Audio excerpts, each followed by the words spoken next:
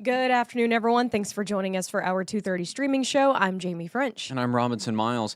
We start today in Henderson County, where a person involved in a shooting with a Henderson County deputy is suing several law enforcement officers, including the sheriff and chief of police. Well, we told you about the incident in July 2025. Deputies say they found a vehicle that had just fled from a traffic stop, and they tried to stop the driver near the Greenleaf Market.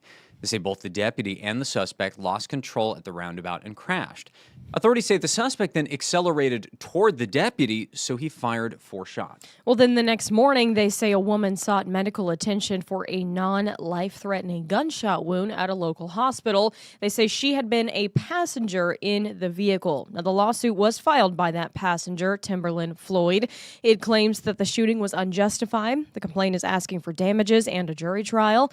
Leslie Chapman is working on this story now. She's going to have reports tonight on 14 News. We just got that dash camera video in from police, and you can read the full claim on our website. Now, next up, a Madisonville man is accused of scamming several bourbon buyers out of thousands of dollars. Police say 38-year-old James Willits would post listings for high-end, expensive bourbon on Facebook Marketplace and then ship either apple juice or empty boxes to the buyers. When confronted by a UPS employee about it, Willits allegedly told them it was a prank. Well, officers say the estimated value of the theft was more than $86,000. He was charged with theft by deception. For our final headline today, 14 News update on that pipeline leak in Muhlenberg County. More than a dozen people are still out of their homes. Emergency management officials tell us the fire from the leak is still burning. Because of that, crews still haven't been able to work on the lines. Now, they tell us that Bards Hill Road at Highway 62 will likely be closed through the weekend and possibly into next week. The cause of this fire is still under investigation. So if you live in that impacted area in Muhlenberg County, buckle up. It's going to be a while. But, of course, we're going to keep you posted there. You know, as we have been, we keep learning things all the time. We'll continue to keep our thumb on it. So for now, we're going to toss things over to someone who hopefully has some happier things to talk about for us. Arden Gregory here in the wings, here to talk about these continued pleasant conditions that we've had. But, of course, as all these things are going on around the tri-state, be sure to circle back for 14 News at 4, 5, 6, and 10. All right, do not go anywhere. Arden has the latest forecast after this break.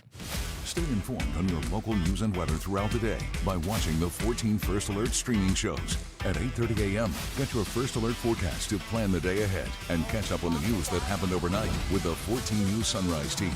In the afternoon, get the latest headlines, forecasts, and a preview of the stories we're working on with the 14 First Alert streaming show at 2:30.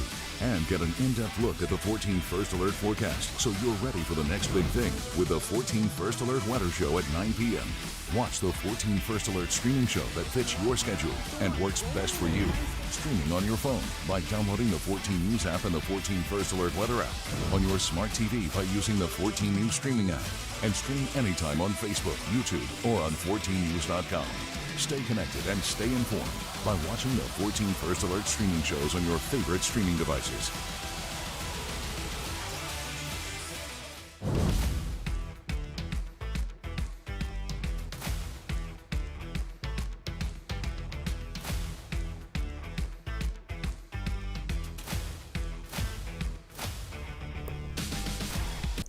Good afternoon. I'm 14 First Alert meteorologist Arden Gregory, and this is a live look at the Owensboro riverfront. A few clouds overhead, but still mostly sunny skies across the tri-state. Moving forward, we are under an air quality alert this evening, so be aware of that if you're someone impacted by air quality rather easily. It does get gradually warmer and more humid as we get toward the end of the week, and then our rain chances really ramp up as we get into early next week, although a stray shower is possible this weekend. As for that air quality alert, our air right now is considered unhealthy for sensitive groups. So for most of us, this is not an issue, but people with things like asthma, heart or lung disease, COPD, anyone who is more heavily affected by changes in air quality, you really need to just take it easy, try and reduce any prolonged or heavy exertion, and watch for coughing or shortness of breath. So maybe not the best day to be outside doing a lot of heavy lifting and running and things like that. Just take it easy if you're somebody who would fall into those categories of unhealthy for sensitive groups. So again, just those those who are extra sensitive to changes in air quality.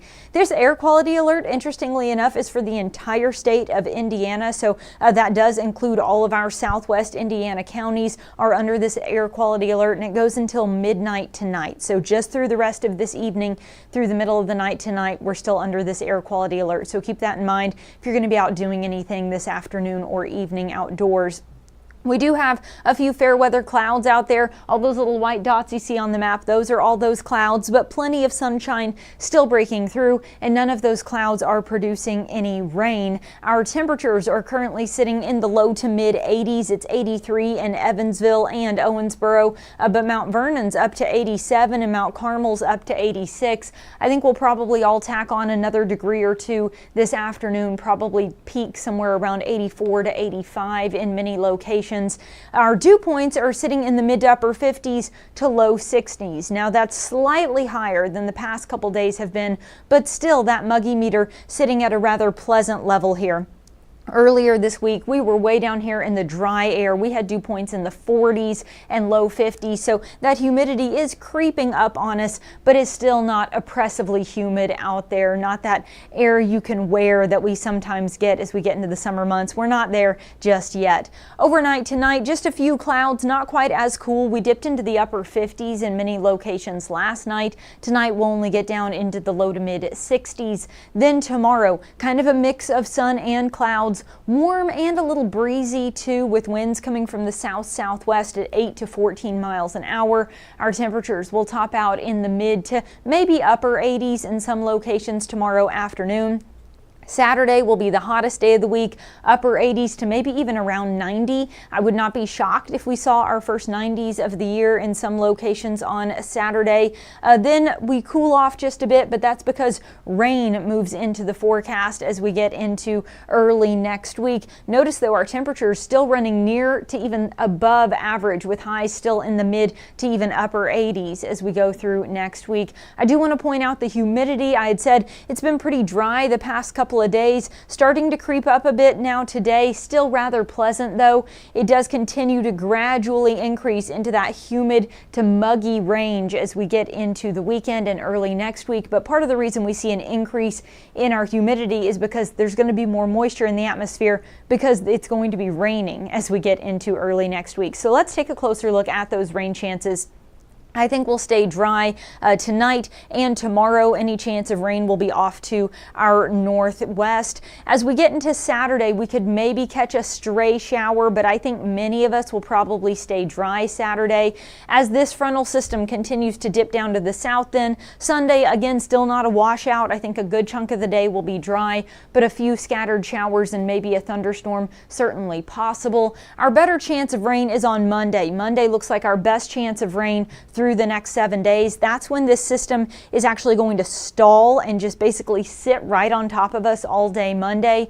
Then by Tuesday, it starts to pivot and lift back off to the northeast, but it's not going to go anywhere fast. So as it's continued to slowly move its way off to the northeast, we'll still see some isolated to scattered rain chances through Tuesday and Wednesday. Then by Thursday, maybe a stray shower, but it does seem like by Thursday will be mostly dry. So that kind of breaks down those rain chances there. I still think we'll be dry today and tomorrow, and Saturday looks mostly dry. I wouldn't be shocked if we got an isolated shower or storm Saturday, but I think many of us will stay dry. Then as that frontal system starts to come down from the north, we see our rain chances start to pick up a little more on Sunday. Monday really looks like our best chance of rain though, and then those rain chances linger into Tuesday and Wednesday as that system very slowly starts to move back out. Checking in on the comments. Good afternoon, Suzanne, Laura, Siri. Sunshine in Henderson. Yeah, we've had some beautiful sunny skies here this week. Zach is asking about this rain, if it's going to be a steady rain or more on and off. I think it'll be more on and off, Zach. This is going to be kind of a stationary system, very similar to what we were dealing with a couple weeks ago at the end of May. Remember, we got in that kind of unsettled weather pattern where it would kind of, rain would move through and then it would come back and then it would come back again. So we'll see this rain kind of come down from the north on Sunday, stall out over our region Monday. Monday, if we were going to get rain all day, I think Monday would be our best shot, but even that, I think we'll see breaks in the rain. But then this whole thing lifts back to the north, so we see the rain chances go through again Tuesday, and then an isolated chance into Wednesday as well. So it's not going to rain all day, all the time. These are not going to be total washouts, but there is just this hit or miss chance for some rain kind of on and off through the whole first half of next week there. And a good afternoon to you as well, Cheyenne. We're only, 3-4 days into June here, so not a whole lot to show you on the calendar just yet. We have made it into the low to mid 80s so far every day this month. The only time we've had rain was we had those showers roll through Monday morning to kick off the month of June. Then it's been dry and sunny ever since. The drought monitor updated today though, and drought monitor only updates once a week on Thursdays, and it's for the data that goes from Tuesday to Tuesday. So there's a lot of dates to track here with the drought monitor, because they track the rain from Tuesday to Tuesday. They spend all day Tuesday and Wednesday analyzing it for the entire country, and then they put out the map on Thursday. So this is really taking in the rain that we got at the middle and end of last week and into this weekend, and it would count what we got Monday morning too. So it has been dry the past couple of days, but we had some rain there at the end of May and on Monday morning as well. So conditions continue to improve. A large portion of the tri-state has been removed from the drought monitor completely. And in western Kentucky, where at one point we had extreme drought, last week we saw it brought back to severe drought. Now western Kentucky pulled all the way back into moderate drought. So really we have seen the drought almost completely removed from the tri-state. We've just got a few counties here, Davis, Ohio, McLean, Hopkins, and Muhlenberg, still in moderate drought. Everyone else in normal to just abnormally dry conditions. But overall, we have seen improvement in the drought across the entire tri-state. I mentioned the rain chances. I also want to point out the temperature trends. Notice we do see that little dip there as that rain kind of comes through and then doubles back. But as it lifts back off to the northeast, warmer air does come in from the south behind it. So we do see our temperatures ramping back up by the middle and end of next week. Highs in the upper 80s, maybe even around 90 by Wednesday and Thursday of next week. The extended outlook does show near to slightly above average temperatures. So probably still running in those mid to upper 80s on through next weekend then. And the precipitation outlook does show slightly above average precipitation. It's hard to even tell. It almost looks like that's just the base color because the entire map is just about that color, but that is that very, very first shade of green there on the map. So near to maybe just slightly above average precipitation still possible for much of the country, as we'll still be kind of in an unsettled weather pattern. We don't have a real defined high pressure system moving in and clearing things out the way that we have through the whole first and middle half of this week here. Really Tuesday, Wednesday, and up through today, we've had this high pressure system over us, which has brought us those beautiful clear blue skies. It doesn't seem like we've got a real pattern of clearing like that as we get into next week. So even though the rain chances may taper off, I wouldn't totally clear us as we get into next weekend.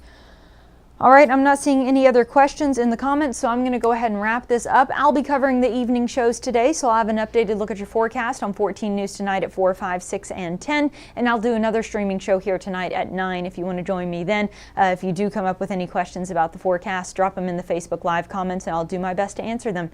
And with that, go enjoy this warm but beautiful day. Keep in mind we are still under that air quality alert. So if you've got asthma or if you've got a kid with asthma, take it easy and keep a close eye just in case you do end up with coughing or shortness of breath due to that air quality alert we are under right now.